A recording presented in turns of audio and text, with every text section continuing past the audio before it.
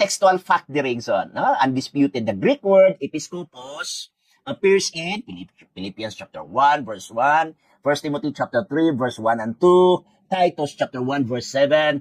Peter is never named in any of those passages. And si Peter gitawag og presbyteros. Okay.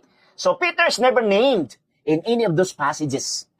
Okay. The only title Peter applies to himself is presbyteros. Ang bottom line sa scholarly conclusion, there is no New Testament text, nor any reputable critical scholar who claims Peter is called episkopos in Scripture. It is because ang claim karon basta walay papasaruba nga wala kaniagi og bishop.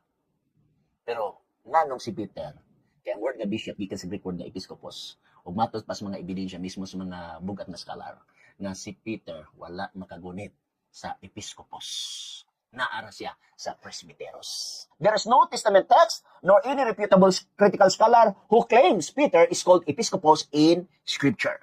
Claims that Peter was a bishop come from later church tradition, not from the New Testament text. It's di na ang gikan sa ako isa. Ako ra nang gibutang di akong gikopya.